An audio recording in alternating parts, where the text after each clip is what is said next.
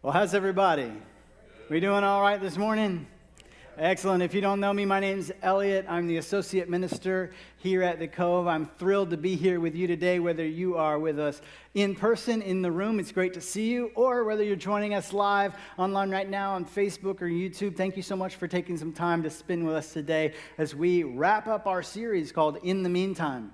We've been taking a look at the life of Daniel and how it kind of parallels our life in a lot of ways.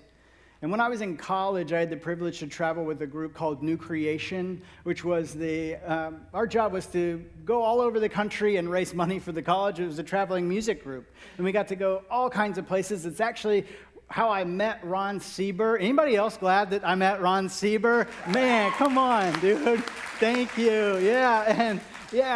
We're so glad that you and Shannon and the girls are here. We're thrilled, not just because of what he can do, obviously, musically, because of who they are and the kind of people that they are, just top-notch. We love them. And it's also, New Creation is where Abby fell in love with me, so ask her about that later. I'm going to be in trouble for saying that, but sometimes it's worth it, you know?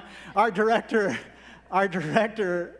for New Creation, her name is Ruth Reyes, and I say is because she's still there. And if you'll forgive me for just 1 second, I need to do something.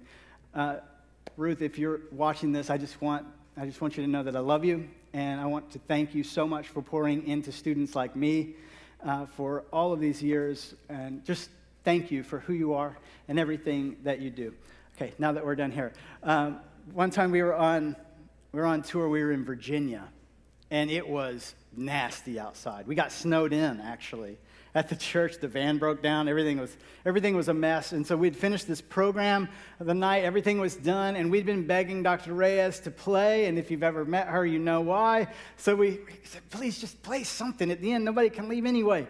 And she said, fine, I'll do it. So I'll never forget this moment. She walked up, and it's just a regular up against the wall, upright piano.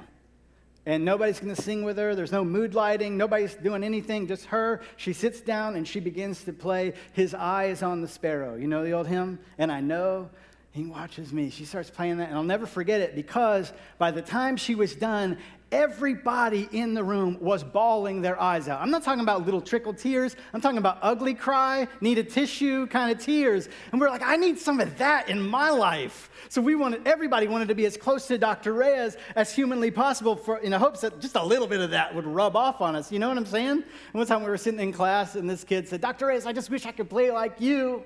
And she got this smirk on her face. And without missing a beat, she said, you can. All you got to do is practice 6 to 8 hours a day for the next 20 years. And then she just went on like she didn't say nothing. That's it. But that's what we want, isn't it? We want the highlight, but we don't want to do the work. We want the highlight, but we don't want to do the work. We want the high-paying job, but we don't want to take the unpaid internship working 40 hours a week for nothing but contacts in the field, right?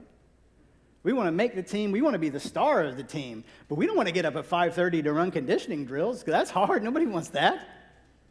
We want to be the best parents and grandparents we can be, but I ain't got time to talk to you right now. The game's on. Come back in 4 hours, and we can talk about whatever nonsense you want to talk about then. We want to be bilingual. We want to speak a foreign language, but who's got $700 to drop on Rosetta Stone? Plus, then you got to practice like all the time. We know it takes 10,000 hours to master something, so you got 10,000 hours to burn. I know I don't. We need that shortcut, don't we? We want the highlight. We don't want to do the work. That's true in our physical lives. It's true in our spiritual lives as well, isn't it? We want that deep relationship with God. We want those stories to tell. And that's funny. You ever been jealous of somebody's testimony before? Somebody's telling a story about how God is working and moving in their life, and you're like, man, I just wish I had a story like that. That would be incredible if I could tell about all these things that God's doing in my life. And sure, I don't even know where my Bible is. It's probably still packed up from when we moved, like, I don't know, 10 years ago. But, it'd be cool if I had these stories. And sometimes, I'll pull out the Bible app, and I'll check that verse of the day. I might even share it on social because I noticed that when I share Bible verses on social, I get more likes. So it's a win-win. People know that I take my faith seriously, and also I get that credibility that I'm looking for from social media. It's interesting, isn't it? We want this relationship with God. We want this deep relationship, but we don't want to put the work in. And the thing about a relationship with God is it's very much like a relationship with a person, in that, both of them take a lot of work, don't they? Showing up every single day, over and over and over again, and time and energy and effort into that relationship. And I can say very easily that marrying Abby was one of the greatest decisions of my life. Somebody say amen. That's right. Yeah, it's true.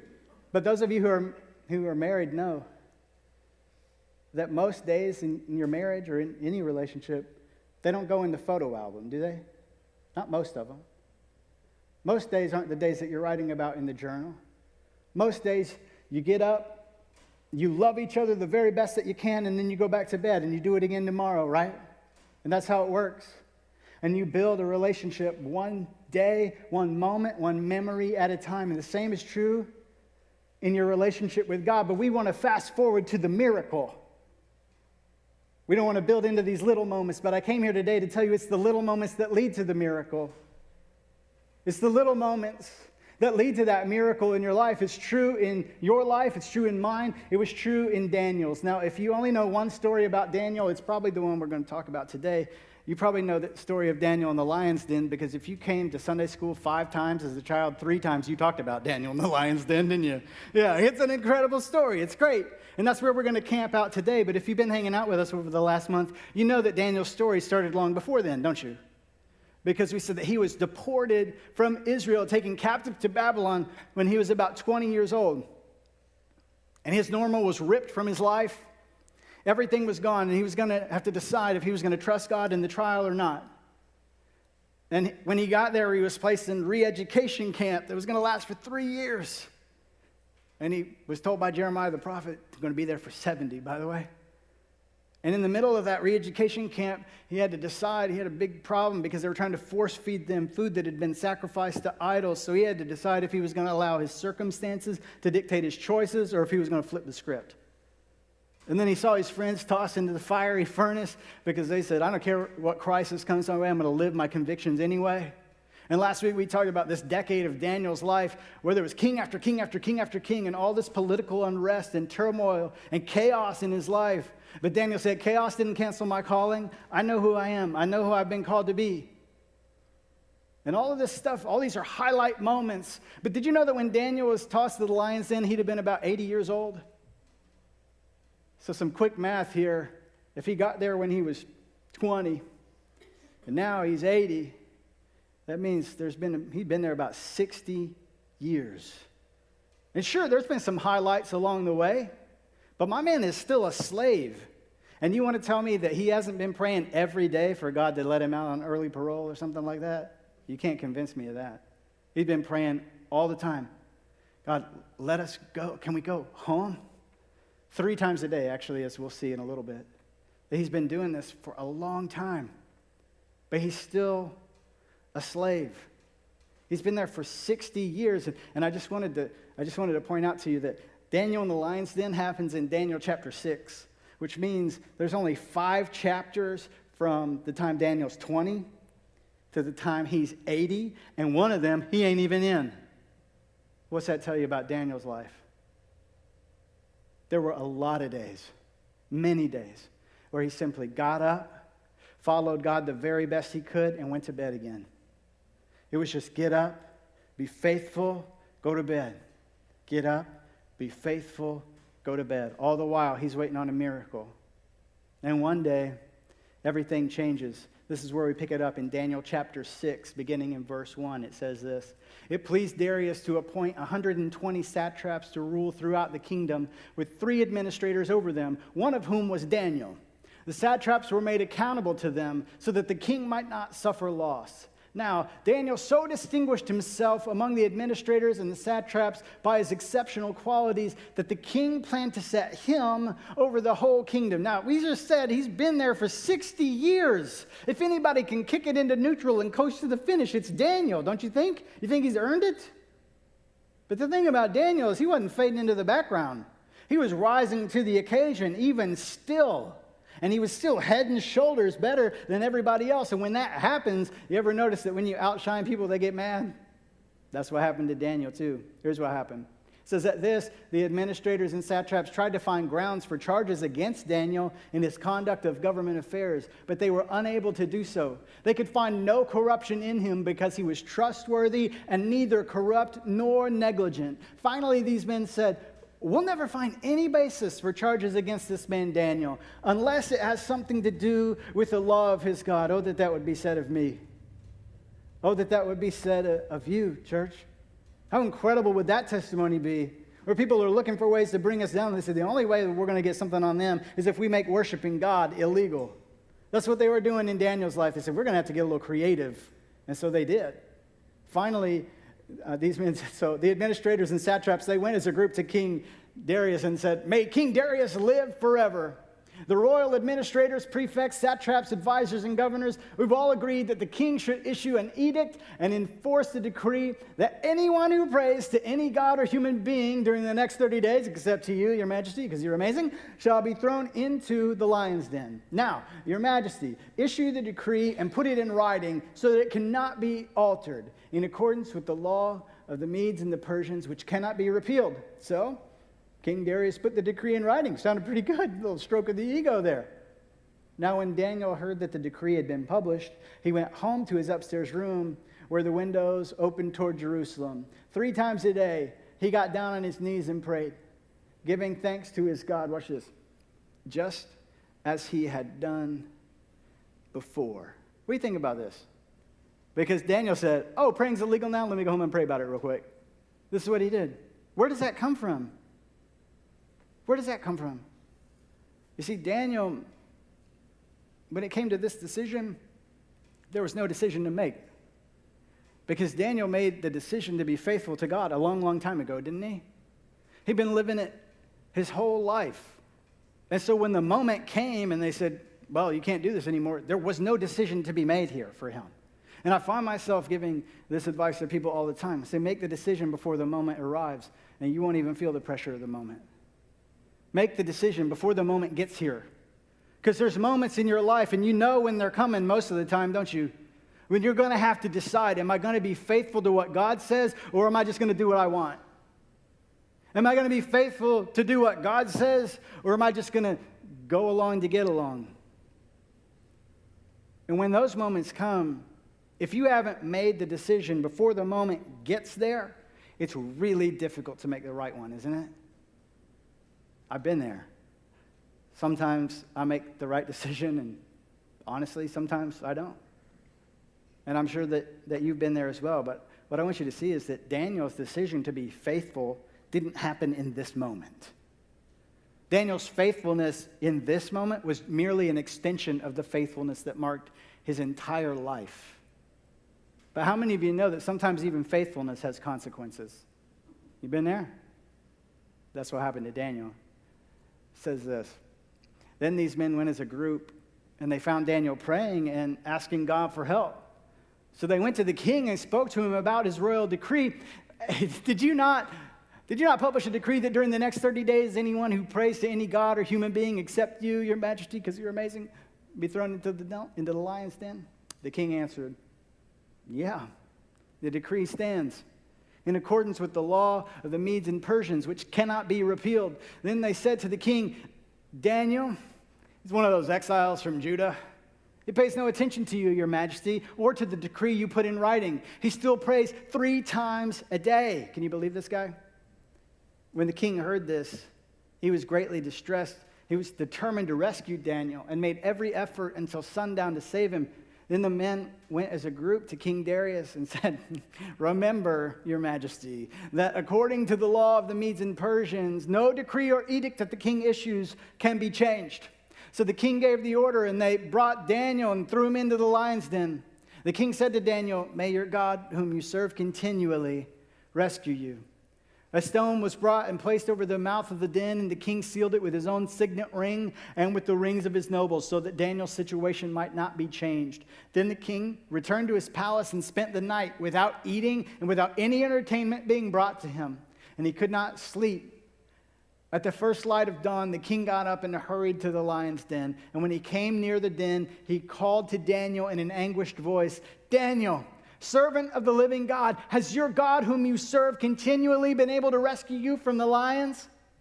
Daniel answered, may the king live forever. My God sent his angel, and he shut the mouths of the lions. They have not hurt me, because I was found innocent in his sight, nor have I ever done any wrong before you, your majesty. And the king, he was overjoyed, and he gave orders to lift Daniel out of the den. And when Daniel was lifted from the den, no wound was found on him. Why? Why? Because he had trusted in his God. That's where we normally stop the story, isn't it? But I want to finish it for you today. You ready for this? At the king's command, the men who had falsely accused Daniel were brought and thrown into the lion's den, along with their wives and children. They weren't playing around. And before they reached the floor of the den, the lions overpowered them and crushed all their bones. Don't tell me the Bible's boring. You ain't read it, okay? Then King Darius wrote to all the nations and peoples of every language in the earth. Tell me if this sounds like a pagan king to you. May you prosper greatly.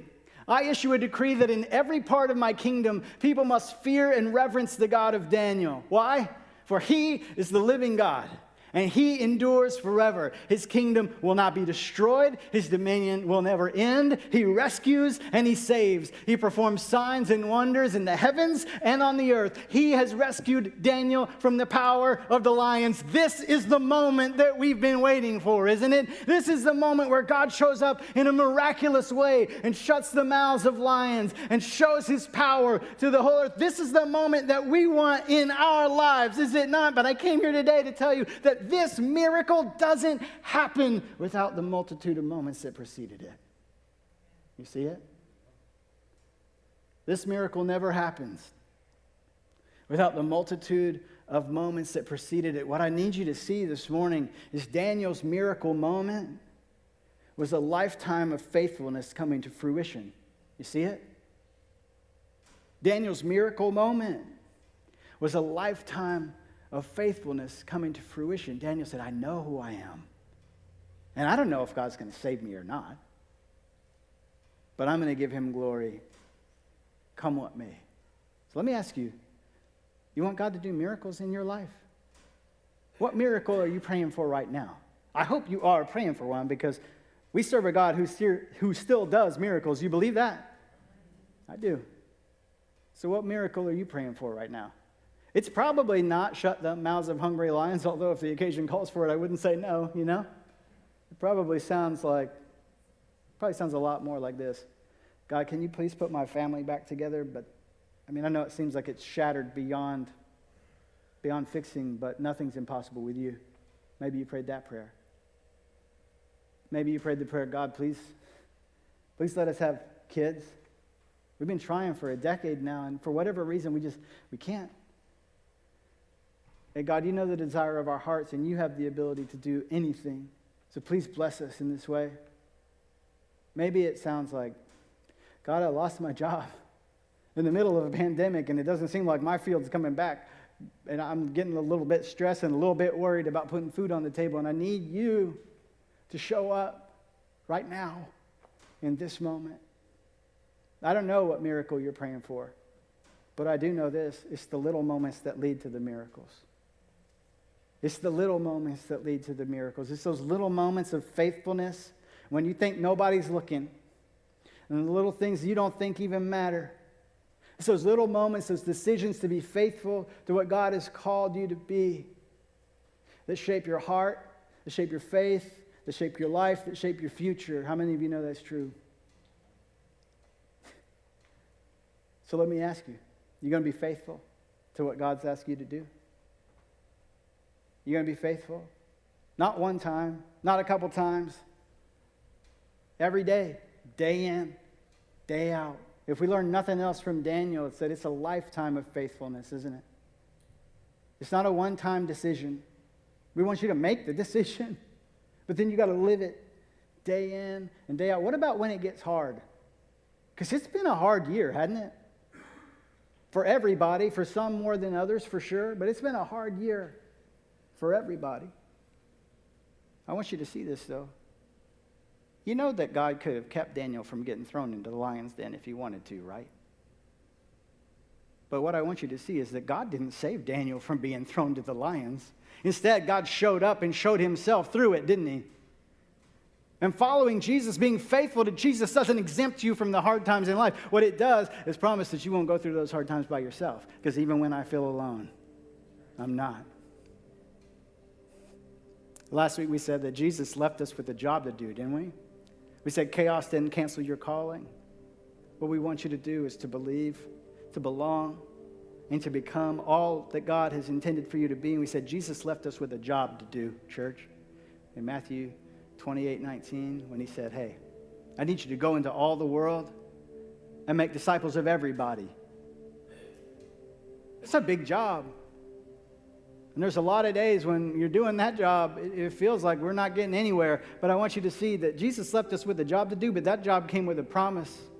How many of you know that right after he said, go into all the world and make disciples of everybody, then he said, and I'll be with you always, to the very end of the age. Now, some of us want to claim the promise without doing the work, and that's not exactly how that works, okay? But making disciples is hard. Spreading the gospel is a big job. And there's going to be days when you're doing that, when it feels like you're just banging your head against the wall over and over. And it's uncomfortable, and I don't want to do it. And I feel like I'm the only one doing it. And Jesus said, no. I'm going to be with you every step of the way. And maybe you don't know what I'm talking about when I'm talking about spreading the gospel. So just really quickly, I want to say this to you. The gospel in a nutshell is this. There are things in your life that you do that you know you shouldn't do. The Bible calls those things sin. And it's sin that broke our relationship with God in the first place. But that's also why Jesus came in the first place. He came and he lived a perfect life, and he gave that life for you and for me on the cross so that we could find forgiveness and come back into a right relationship with God. And he rose from the dead on the third day and conquered sin, death, Satan, and hell, and all of that forever. That's the gospel.